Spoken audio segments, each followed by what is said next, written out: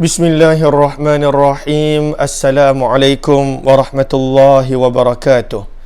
Bismillah, alhamdulillah, wassalatu wassalamu ala habibillah Sayyidina Muhammad ibn Abdillah wa ala alihi wa sahbihi wa mawalah.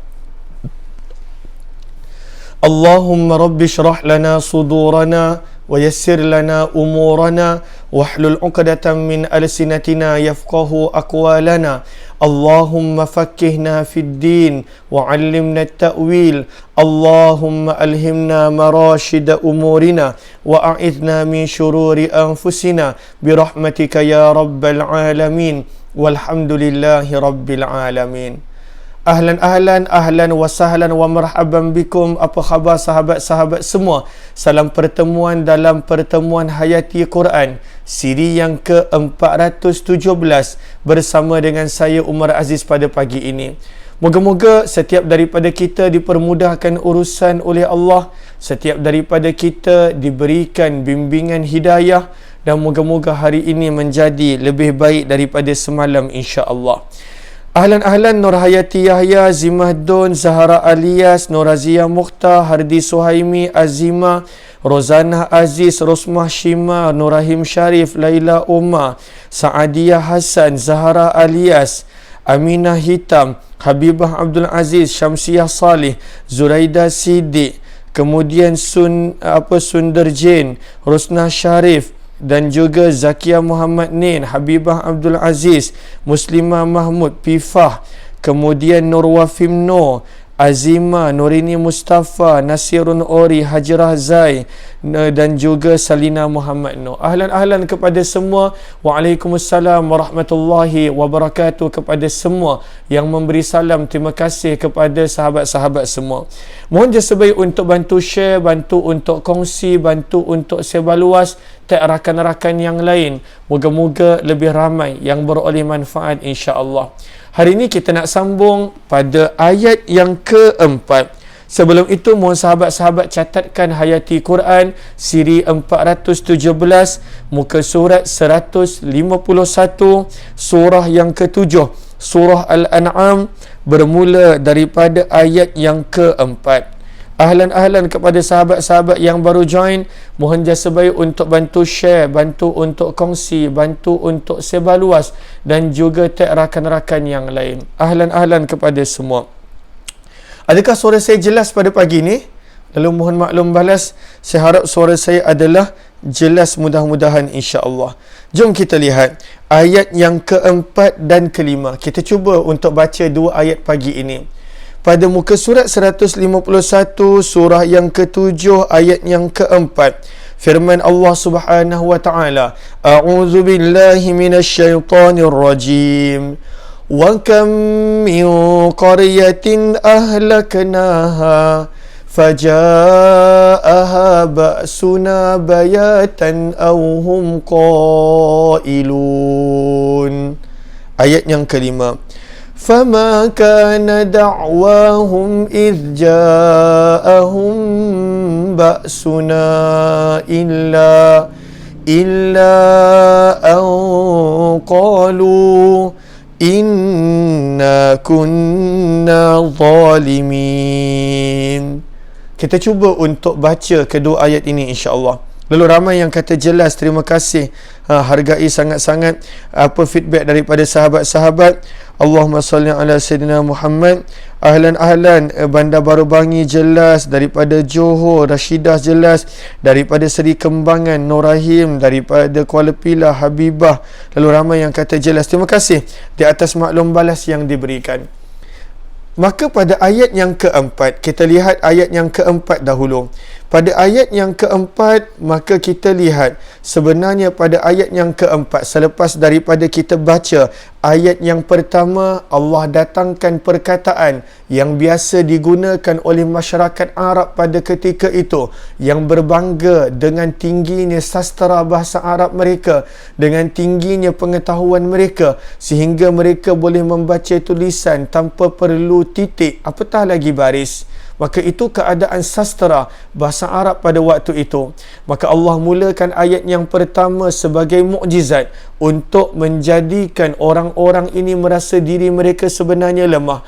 Allah mulakan dengan perkataan yang mereka gunakan dengan huruf yang mereka biasa seperti alif, lam, mim, sad, namun mereka tidak mengetahui maknanya.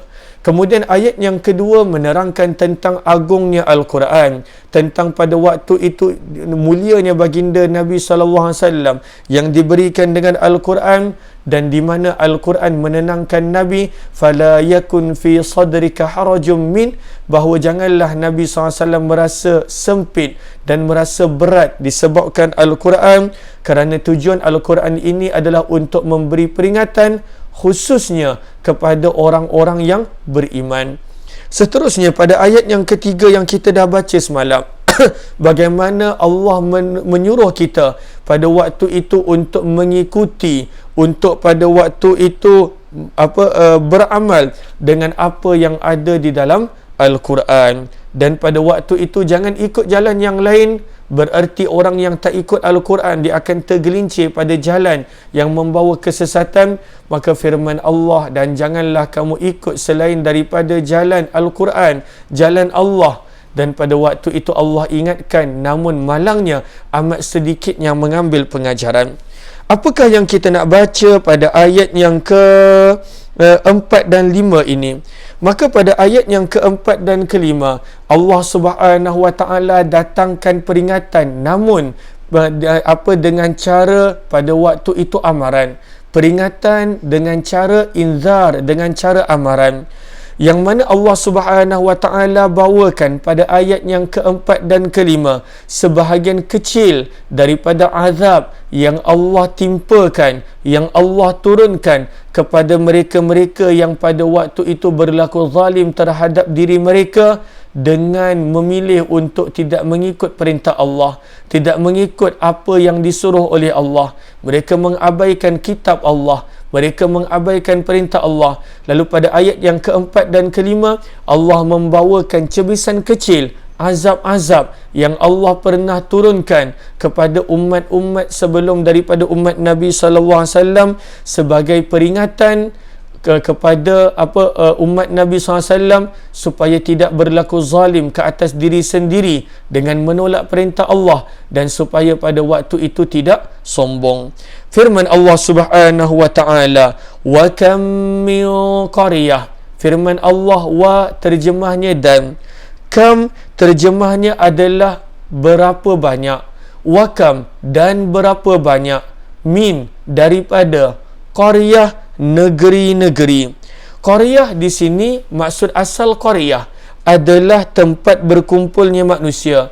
Wal qaryatu tutlaqu ala ijtima'in nas. Tempat manusia berkumpul maka dipanggil qaryah. Diterjemahkan sebagai negeri, diterjemahkan sebagai bandar, diterjemahkan sebagai tempat manusia tempat manusia tinggal.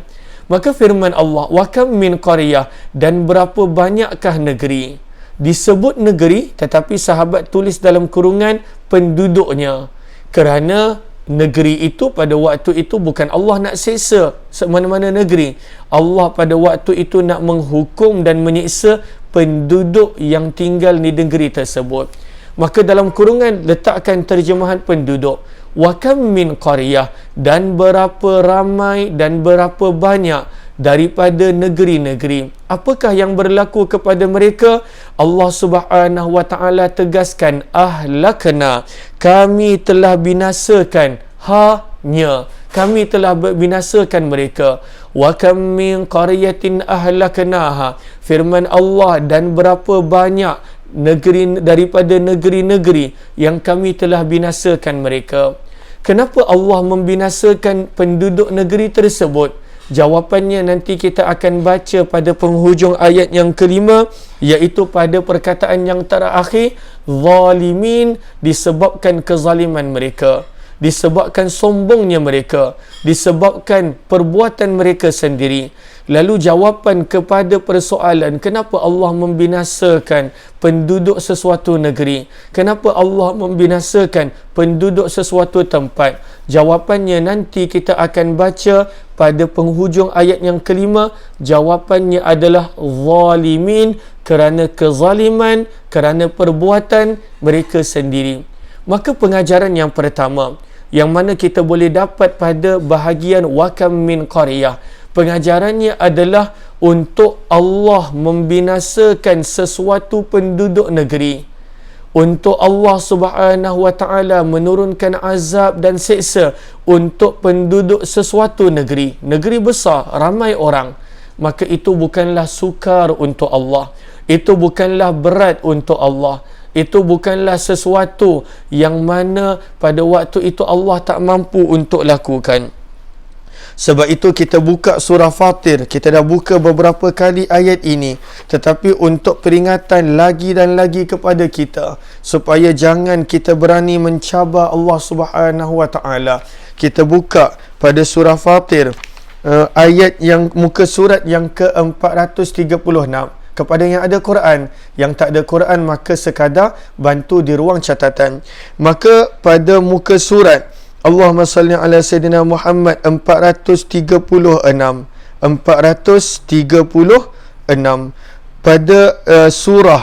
pada surah yang ke-35 pada ayat yang ke-15 dan 16. Muka surat 436 surah yang ke-35 Fatir pada ayat yang ke-15 dan 16, bahkan 17, 3 ayat 15, 16 dan 17. Firman Allah, ya ayyuhan nas, wahai manusia, antum, kamulah al-fuqara, yang memerlukan ilallah, kepada Allah. Kamu kena ingat, bukan Allah yang perlukan ibadah kamu. Antumul fuqara ilallah, kamulah yang memerlukan Allah Subhanahu wa taala. Kemudian firman Allah, wallah, dan adalah Allah al-ghani, maha kaya. Allah tak perlukan pun ibadah kita, Allah tak perlukan apa-apa daripada makhluknya. Al-hamid, dan Allah itu sentiasa terpuji. Allah bukanlah dengan pujian kita baru menjadi terpuji. Allah bukanlah dengan kata-kata pujian kita barulah menjadi terpuji. Tidak. Al-Hamid, Allah pada waktu itu adalah maha terpuji, sentiasa terpuji. Lalu Allah ingatkan kita, jika yasha, Allah berkehendak, yuzhibukum, Allah boleh melenyapkan kamu. In yasha yudhibukum, kalaulah Allah berkehendak, jangan kamu sombong wahai manusia, jangan kamu anggap Allah perlukan kamu wahai manusia, jangan kamu anggap Allah memerlukan pujian dan ibadah kamu, kerana Allah itu Al-Hamid, sentiasa terpuji. Namun kena ingat, in yasha, jika Allah berkehendak, yudhibukum, Allah boleh melenyapkan kamu. Bukan satu penduduk negeri, bukan penduduk satu negeri, seluruh manusia Allah boleh lenyapkan, seluruh makhluk Allah boleh lenyapkan. Dan Allah ingatkan, wa ya'ti, dan Allah boleh mendatangkan bi khalqin jadid, dengan satu ciptaan yang baru. Allah tak perlu manusia. Manusia pada waktu itu nak ingkar perintah Allah, semua Allah boleh lenyapkan. Dan Allah boleh bawa satu makhluk yang baru. Adakah itu susah bagi Allah? Adakah itu berat bagi Allah? Firman Allah pada ayat yang ke-17, wama, dan tidaklah zalika, perkara itu, ala Allah, ke atas Allah, bagi Allah, bi'aziz, sebagai sesuatu yang sukar. Tak susah bagi Allah nak membinasakan manusia yang sombong, manusia yang ingkar, manusia yang enggan, dan bawa satu ciptaan yang baru. Ianya tidak susah bagi Allah. Maka pengajaran yang pertama yang kita ambil daripada perkataan wakam min qaryatin ahlaknaha, wakam, dan berapa banyak min qaryah, daripada negeri, ahlaknaha, yang kami telah binasakan. Pengajarannya pada waktu itu adalah apa pengajaran dia? Berkuasanya Allah, dan betapa Allah tidak memerlukan kita, dan sepatutnya kita berhati-hati pada tindakan, perbuatan, ucapan supaya tidak mengundangkan kemurkaan Allah Subhanahu wa taala. Maka Allah tak perlukan pun manusia. Maka itu pengajaran yang pertama. Firman Allah, Dan berapa ramai daripada negeri yang kami telah binasakan. Kemudian firman Allah, fa maka, ja'a telah datang, ha kepadanya, dalam kurungan kepada negeri dan penduduk negeri tersebut. Apa yang telah datang? Ba'suna, azab kami, siksaan kami. Bagaimana ia datang? Firman Allah, bayata, pada waktu malam. Bayata terjemahannya adalah waktu malam. Sebab itu dalam rumah, baitun, bayata memberi makna dipanggil sebagai rumah. Kenapa rumah dipanggil sebagai baitun? Kerana baitun adalah malam, waktu malam, tempat bermalam, dan manusia menghabiskan waktu malamnya di rumah. Manusia menghabiskan waktu malamnya berada di dalam rumah. Sebab itulah rumah di dalam bahasa Arab dipanggil baitun, tempat bermalam, tempat manusia menghabiskan waktu malam dia. Cumanya sebelum daripada datangnya COVID, manusia waktu malam pun tak ada kat rumah. Tetapi dengan adanya wabak ni, manusia dah mula biasakan diri untuk berada di rumah. Itu pun masih lagi ada orang yang pada waktu malam tidak berada di rumah. Maka firman Allah, bayata, kami datangkan siksaan kami pada waktu malam. Atau hum, mereka. Maksudnya apa? Hum, atau waktu mereka, saat mereka, ketika mereka. Lalu hum itu terjemahnya mereka. Dalam kurungan, atau datangnya azab. Hum, ketika mereka, saat mereka. Qailun terjemahannya adalah sedang berehat pada waktu tengah hari. Orang Arab kerana panasnya cuaca di negara Arab, maka waktu tengah hari orang Arab tak keluar rumah, mereka berehat. Daripada situ datangnya perkataan qailulah, qaf ya lam waw lam dengan ta marbutah. Qailulah, kerana orang Arab kerana panasnya cuaca pada waktu tengah hari, mereka akan berehat dalam rumah mereka. Qailulah mereka panggil. Lalu inilah yang dimaksudkan dengan qailun, berehat pada waktu tengah hari. Sebab itu disebutkan di sini, wa qailuna minal qailati wa hiyal qailulah. Apakah maksud dia? Al-istirahatu nisfin nahar idza ishtadda al-har wa illam yakun ma'aha naum. Maksud daripada qailun datang daripada perkataan qailah ataupun qailulah, memberi makna berehat ketika mana waktu tengah hari, pada waktu panas terik matahari, walaupun tidak tidur. Maka daripada situlah kita belajar untuk waktu tengah hari, untuk adanya sedikit qailulah. Lalu firman Allah, faja'aha iz ja'ahum ba'suna, ketika mana faja'aha, minta maaf, ayat yang keempat, maka datang kepada mereka ba'suna, azab siksaan kami, bayata, pada waktu malam, ataupun hum, saat mereka, qailun, sedang berehat waktu tengah hari. Apakah sebenarnya yang nak dimaksudkan pada ayat ini? Pada ayat ini Allah Subhanahu Wa Taala sedang memberi pemahaman bahawa azab datang dalam keadaan manusia tak bersedia. Azab bukan datang contohnya minggu depan nak datang azab, maka supaya kita ada boleh persiapan seminggu. Tidak. Azab datang seperti mana ayat ini gambarkan, ceritakan, datang dalam keadaan manusia pada waktu itu tidak bersedia. Azab bila datang sifatnya tiba-tiba. Azab bila datang pada waktu itu dalam keadaan manusia leka. Lalu bila datangnya azab, manusia tak sempat bertaubat. Lalu Allah bagi contoh mudah kepada masyarakat Arab. Waktu-waktu yang mereka lalai ketika mana kalaulah azab nak datang. Itulah ketika mana malam, tengah tidur datangnya azab. Ataupun ketika mana pada waktu itu mereka sedang berehat pada waktu tengah hari, pada waktu siang, datangnya azab. Lalu contoh datangnya azab pada waktu malam, seperti mana yang telah berlaku kepada kaum Nabi Lut alaihi salatu wassalam. Kaum Nabi Lut datangnya azab pada waktu malam. Contoh azab datang pada waktu siang adalah seperti yang berlaku kepada kaum Nabi Syuaib pada waktu itu azab datang pada waktu siang, maka mereka binasa. Maka maksud daripada Allah menerangkan datangnya waktu azab malam ataupun waktu rehat siang, sebenarnya bukanlah waktu itu yang Allah nak bagi kita faham. Sebenarnya pengajaran daripada sini adalah azab akan selalu datang, azab akan tiba pada waktu yang mana manusia pada waktu itu berada dalam keadaan tak bersedia. Sebab kalaulah bersedia, maka pada waktu itu dia bertaubat. Kalaulah bersedia, pada waktu itu dia akan bertaubat. Tetapi azab akan datang pada waktu dalam keadaan manusia itu tak bersedia. Kenapa? Sebab Allah dah bagi dia waktu banyak. Kenapa? Sebab Allah dah bagi dia peluang banyak. Kenapa? Sebab Allah dah bagi dia masa banyak.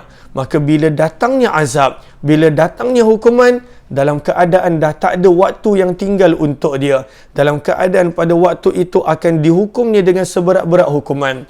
Maka ini adalah maksud daripada bahagian kedua, ayat yang keempat. Apa pengajaran dia? Apa pengajaran yang kita nak ambil?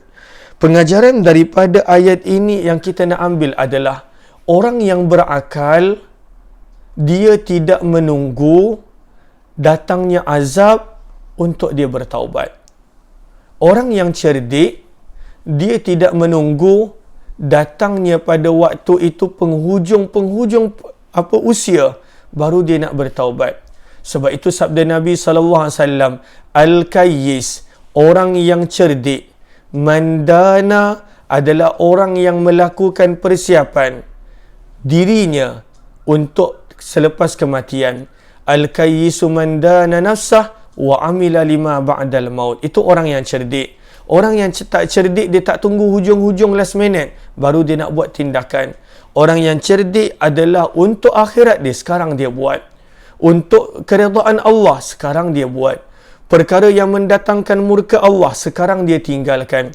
Inilah maksud bahagian kedua ketika mana Allah menceritakan, lalu datang kepada penduduk negeri yang kami binasakan itu baksuna azab kami.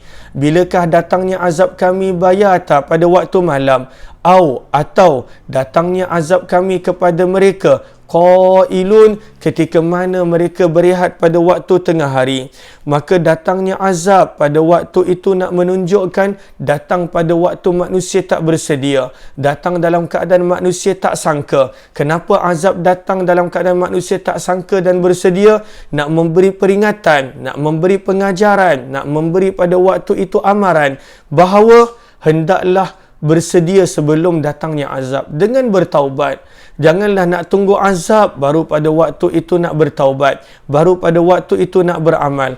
Maka kembali balik peringatan seperti mana yang ada pada muka surat sebelum ini, surah yang ke-6, surah Al-An'am ayat 158, di mana Allah Subhanahu Wa Taala ingatkan muka surat belakang, satu muka surat sebelum ini, ayat 158, hal yanzurun, adakah mereka nak menunggu datangnya kepada mereka pada waktu itu malaikat maut, ataupun datangnya azab Tuhan mereka. Au ya'tiya rabbuk, maknanya ada dua, antara maknanya datangnya azab daripada Tuhan mereka, ataupun datangnya sebahagian daripada tanda-tanda kiamat yang mana datang daripada Allah. Adakah nak tunggu tu baru nak beramal? Adakah nak tunggu benda ni, azab, kiamat, kemudian maut, barulah nak beribadah? Maka jangan jadi begitu. Sebab itu sama juga ayat yang keempat ini memberi peringatan. Kemudian Allah Subhanahu Wa Taala pada ayat yang kelima berfirman, ketika mana datangnya azab kepada manusia yang dihukum, yang diseksa oleh Allah, firman Allah, Allah memberikan gambaran kepada kita tentang keadaan manusia pada waktu itu. Maka tidaklah kana ada dakwa seruan perkataan, dakwa seruan, dakwa perkataan, hum mereka, ketika jaa telah datang, hum kepada mereka, baksuna azab kami, illa kecuali, bahawa qalu mereka berkata. Lalu ayat yang kelima memberikan kepada kita gambaran tentang orang yang bila kena azab.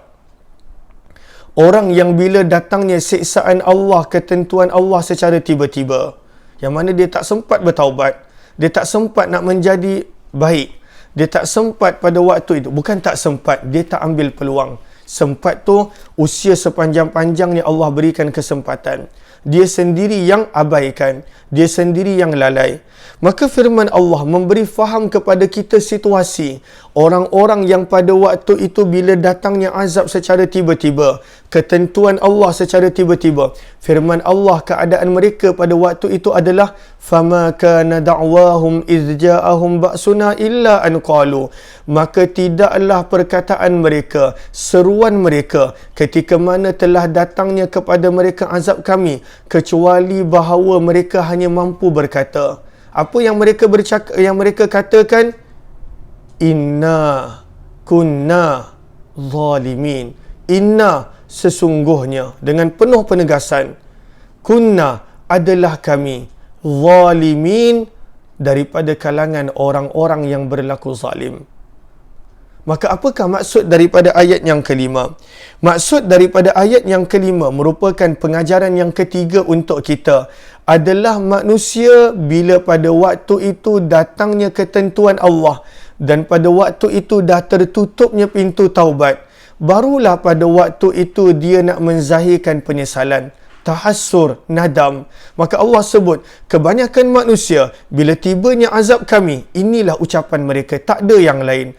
Tak ada mereka sebut yang lain kecuali mereka menzahirkan penyesalan mereka. Sebab itu cara susunan ayat itu Allah datangkan huruf nafi dulu. Fama, maka tidaklah. Kemudian Allah datangkan istisna, illa, kecuali. Bila adanya cara susunan ayat Al-Quran ataupun penggunaan bahasa Arab dimulakan dengan penafian dan kemudian dibuat pengecualian, menunjukkan terjemahan hanya fama kana da'wahum idz ja'ahum ba'suna illa an qalu. Apa maksud dia? Dan ketika mana telah datangnya azab kami, inilah sahaja ucapan mereka. Hanya ini ucapan mereka. Hanya ini yang mereka sebutkan. Apa yang mereka sebutkan? Inna kunna zalimin. Sebab itu disebutkan pada ayat ini, apakah pengajaran yang ketiga? Semua manusia bila pada waktu itu dah ditutup pintu kebaikan dan pintu bertaubat, pada waktu itu mereka baru nak bertaubat. Bila tibanya sakaratul maut, baru nak bertaubat. Allah tak terima. Bila dah berlakunya tanda-tanda kiamat yang besar, baru nak bertaubat. Allah tak terima. Bila pada waktu itu turunnya azab siksa secara tiba-tiba, baru nak bertaubat, baru nak beriman, maka Allah tak terima. Dan sebenarnya ayat yang kelima ini, kata para ulama tafsir, pada waktu itu menggambarkan tentang hasar, penyesalan mereka, tentang nadam mereka. Maka inilah keadaan manusia ketika mana turunnya azab. Pada waktu itu mereka menzahirkan penyesalan. Pada waktu itu mereka menzahirkan kekesalan. Tetapi pada waktu itu tidak lagi mendatangkan apa-apa kebaikan. Maka ini pengajaran yang ketiga, bahawa hendaklah kita jangan nak menyesal pada waktu itu. Lakukanlah amalan daripada sekarang. Janganlah pada waktu itu baru kita nak ungkapkan, ya aku zalim, aku zalim. Maka akuilah kezaliman diri kita sekarang dengan bertaubat. Sahabat-sahabat yang dirahmati lagi dikasihi oleh Allah Subhanahu wa taala, kita pasti akan menghadapi sakaratul maut. Jangan tunggu sakaratul maut baru kita nak bertaubat. Kita pasti akan tiba pada penghujung usia. Jangan tunggu pada penghujung usia baru nak bertaubat dan beramal. Allah beri kepada kepada kita waktu dan usia, hargailah dengan melakukan sebanyak mungkin kebaikan dan ketaatan. InsyaAllah kita akan sambung ayat yang ke-6 esok insyaAllah. Mudah-mudahan bermanfaat. Moga-moga adanya kebaikan. Amin ya Rabbal Alamin. Kita jumpa jam 6 petang nanti dalam program Hamba Ilahi. Wabillahi taufiq wal hidayah. Assalamualaikum warahmatullahi wabarakatuh. Kepada sahabat-sahabat yang kali pertama jemput join Telegram channel Kuliah Umar Aziz. Kita ada buat perkongsian setiap malam di Telegram channel Kuliah Umar Aziz berkaitan dengan kisah para sahabat Nabi SAW. Kepada yang baru join, mohon jasa baik untuk bantu share, bantu untuk kongsi, bantu untuk sebar luas program ini insya-Allah. Jumpa lagi.